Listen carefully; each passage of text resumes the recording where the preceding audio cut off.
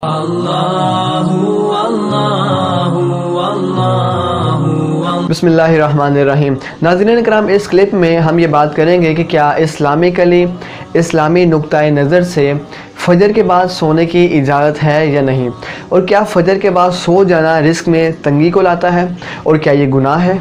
इसी पर मैं आपको क्लियरेंस देने वाला हूँ, क्लिप को बिल्कुल आखिर तक देखिएगा।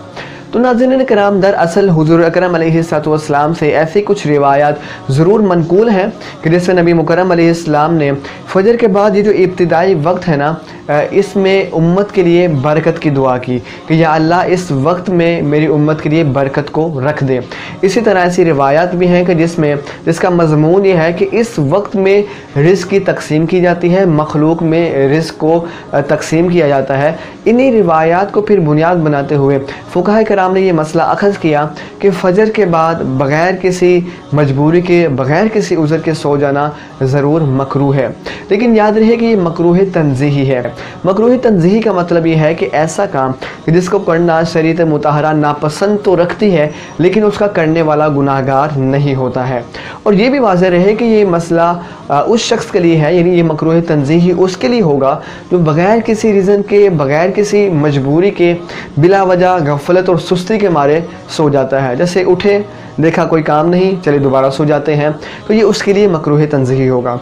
लेकिन अगर तस्वीर का दूसरा रुख देखें, यानी अगर कोई सही मजबूरी है, कोई वैलिड रीज़न है, जैसे मिसाल के तौर पर कोई शख्स बीमार है, उठा, शदीद कमज़ोरी है, दोबारा सो गया। इसी तरह रात को बहुत लेट सोया, नींद पूरी ना हो सकी, फजर के बाद दोबारा सो गया। यूँ ही किसी की नाइट जॉब है, रात की ड्यूटी है, अगर वो सुबह सोता नहीं तो रात को यकसुई हासिल ना हो सकेगी और वो सो गया। इस तरह की अगर किसी के साथ मजबूरियां हैं, कोई वैलिड रीज़न है, तो ज़रूर उसको फजर के बाद सोने की इजाज़त मिलेगी, उसके लिए मकरूह तंज़ीही भी नहीं होगा।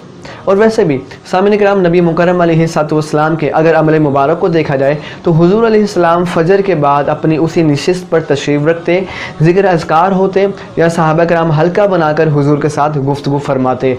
इसी तरह साइंटिफिकली ये बात प्रूव्ड है कि फ़जर के बाद ये वक्त जो है ये इंतहाई बरकत रखता है, इंसान का जहन इसमें बड़ा फोकस्ड रहता है, इंसान मुश्किल काम भी बड़ी आसानी से इसमें कर सकता है।